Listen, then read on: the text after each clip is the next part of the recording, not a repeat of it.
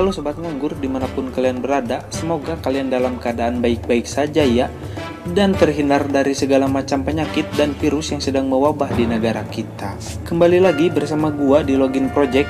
Pada project kali ini gua akan merangkum film yang seenggaknya butuh 2 atau 3 kali menonton film ini agar benar-benar paham dengan apa yang sutradara sampaikan melalui film ini. Film ini berjudul The Call yang dirilis pada tahun 2020 di Korea Selatan. Sebenarnya film ini ada versi lainnya juga dengan nama yang sama pada tahun yang sama. Macam betul je. Film ini menceritakan tentang seorang wanita bernama Kim So Hyun. Ini dia orangnya, kita panggil saja dengan sebutan So Hyun. So Hyun berusia 28 tahun, di mana di umur tersebut So Hyun mengalami hal-hal aneh. Hal aneh tersebut bukannya seperti telatnya datang bulan, anu mata kerewaskan hati, melainkan Kim So Hyun bisa berkomunikasi dengan seseorang pada masa lalu. Anda penasaran? Kita langsung aja ke alur filmnya.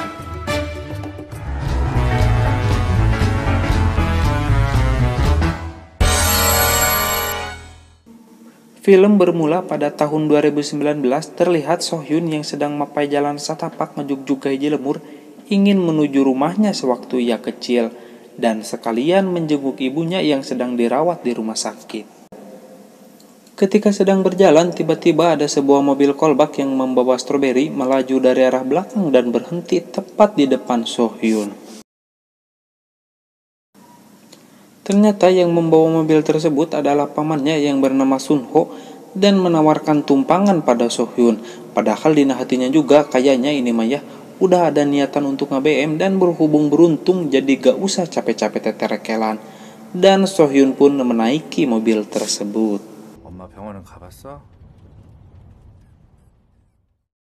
Akhirnya So Hyun pun sampailah di tempat tujuannya. Ketika turun dari mobil, So Hyun meminjam HP pamannya untuk berusaha menghubungi nomor telepon milik dirinya karena teleponnya hilang entah tahu di mana.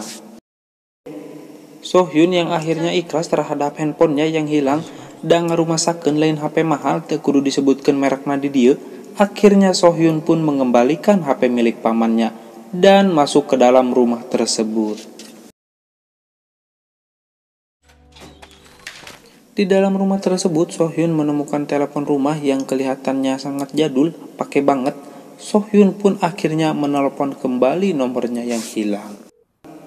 Ternyata seseorang mengangkat panggilan dari So Hyun, namun panggilan tersebut tak lama langsung dimatikan kembali dikarenakan dikiranya salah sambung oleh si penerima panggilan.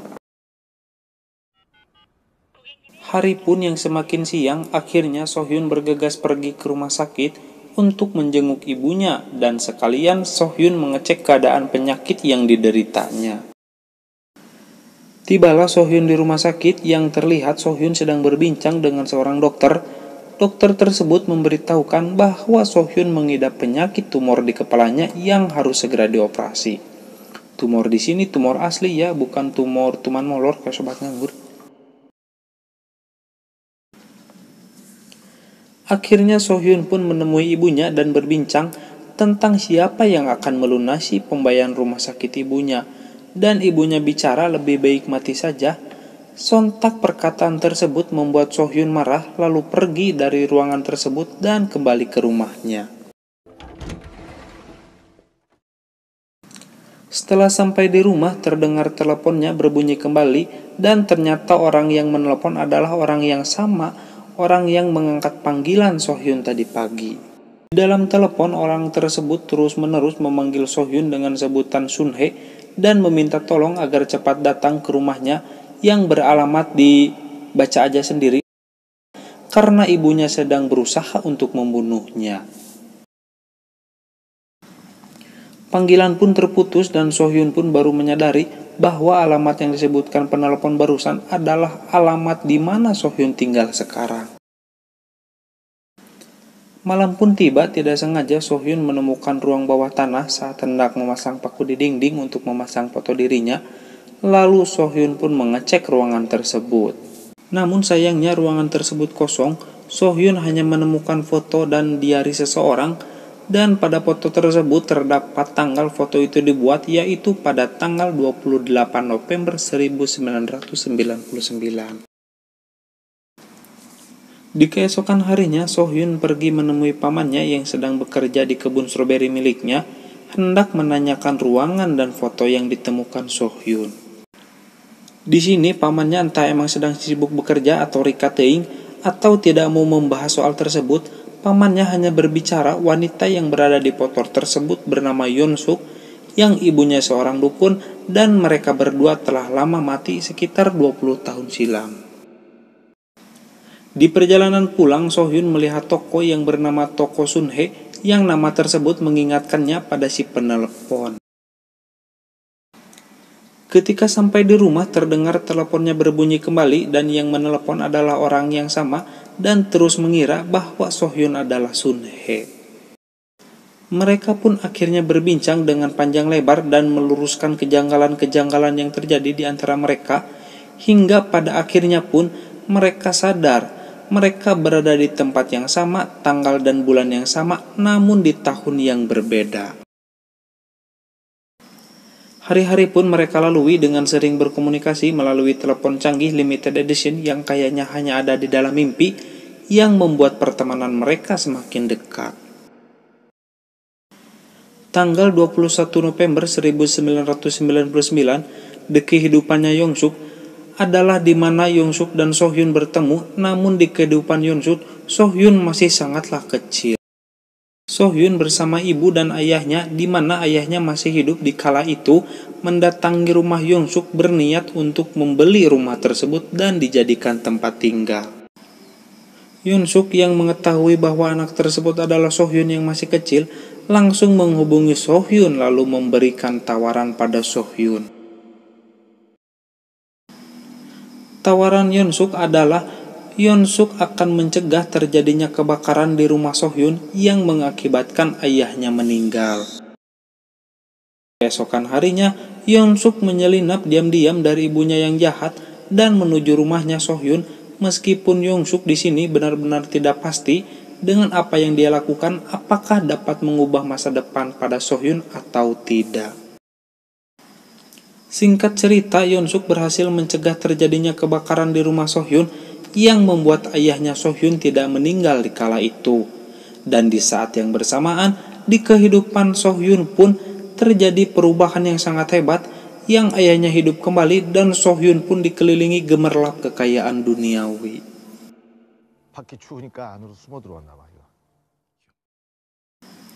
Sebagai timbal baliknya Sohyun kepada Yeon-suk, Sohyun memutarkan lagu-lagu grup band terbaru yang disukai Yeon-suk yang belum ada pada masanya Yeon-suk, dan Sohyun menyuruh untuk Yeon-suk merekam lagu-lagu tersebut.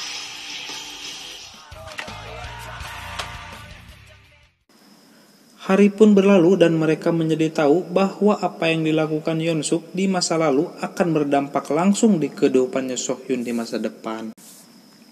Suatu hari Sohyun mencari tahu tentang Yeon-suk melalui berita-berita masa lalu melalui internet.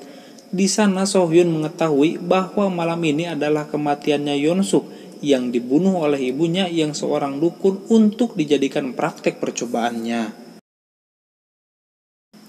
Sohyun langsung bergegas memberitahukan hal tersebut pada Yeon-suk agar dapat menghindari kematiannya yang dibunuh oleh ibunya. Malam pun tiba, ibunya Yeon-suk mendatangi kamar Yeon-suk untuk membunuhnya dengan cara menusuknya dengan pisau.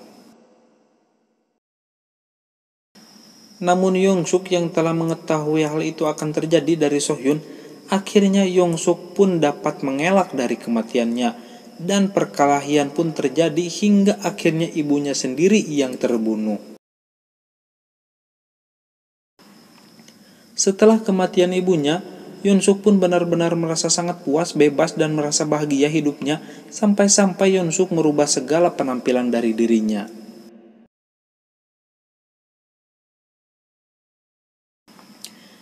Di keesokan harinya datanglah pengantar stroberi, yaitu pamannya Sohyun yang bernama Sung-ho, datang ke rumahnya Yeon-suk untuk mengantarkan stroberi pesanan ibunya. Namun Yeon-suk berkata bahwa ibunya sedang tidak ada di rumah. Yeon-suk yang mempunyai fashion dan pakaian baru ingin menunjukkannya pada Sun-ho untuk diberi tanggapan atas fashion barunya. Ketika Yeon-suk mengganti pakaian, Sung-ho si pengantar stroberi mendekati kulkas yang cari tanaman haus ingin mengambil air minum. Namun betapa kagetnya ketika membuka kulkas tersebut, ternyata ada potongan-potongan mayat ibunya Yoon-suk yang dimasukkan ke dalam kantung plastik. Yoon-suk yang melihat kejadian tersebut sangat kesal dan takutnya kejadian tersebut menyebar. Akhirnya Yoon-suk pun membunuh Sun-ho si tukang stroberi dan membuat perubahan pada So-hyun di masa depannya. Setelah lama berlalu, So-hyun akhirnya menyadari bahwa Yoon-suk kini menjadi ancaman baginya dan berusaha untuk menghindari Yoon-suk. Yoon-suk yang akhirnya kesal kepada So-hyun dikarenakan So-hyun tidak mengangkat telepon Yoon-suk di saat dia butuh, dan akhirnya Yoon-suk pun membunuh ayahnya So-hyun dan menyekap So-hyun kecil di dalam rumahnya untuk dijadikan tawanan. Kejahatan Yoon-suk yang hari demi hari mulai tercium oleh pihak kepolisian mulai takut dan meminta agar So-hyun memberitahu bagaimana caranya agar Yoon-suk dapat bebas dari kecurigaan polisi. Akhirnya dengan terpaksa So-hyun memberitahu Yoon-suk agar membuang semua barang bukti yang berupa pisau yang digunakan untuk membunuh ibunya dan paman Sun-ho. Masa depan pun akhirnya berganti kembali dan sekarang sosok Yoon-suk pun ada di masa depannya So-hyun. Di sisi lain, ibunya So-hyun yang sedang berada di masa lalu sedang mencari keberadaan So-hyun kecil ditemani satu orang polisi yang akhirnya mendatangi rumah Yoon-suk untuk menggeledah rumah tersebut. Ketika menggeledah rumah tersebut, ibunya So-hyun menemukan handphone tersebut biasa digunakan oleh Yoon-suk dan So-hyun berkomunikasi lintas waktu. Akhirnya ibunya So-hyun mencoba telepon tersebut dan terhubung, dan sangat kebetulan sekali diangkatnya oleh So-hyun di masa depan. Saat hendak memberitahu, So-hyun dipukul oleh Yoon-suk hingga terbaring di lantai. Setelah dipukul begitu kerasnya, tapi So-hyun tetap bangkit dan akhirnya perkelahian pun terjadi. Namun So-hyun yang begitu lemah akhirnya kabur dari tempat tersebut, lari menuju kamar dan mengunci pintu. Di saat yang bersamaan ketika ibunya So-hyun menelepon nomor tersebut, Yoon-suk tiba-tiba membunuh polisi tersebut dari belakang. Ibunya So-hyun yang panik saat itu dan meminta tolong agar So-hyun dilepaskan dan dikembalikan.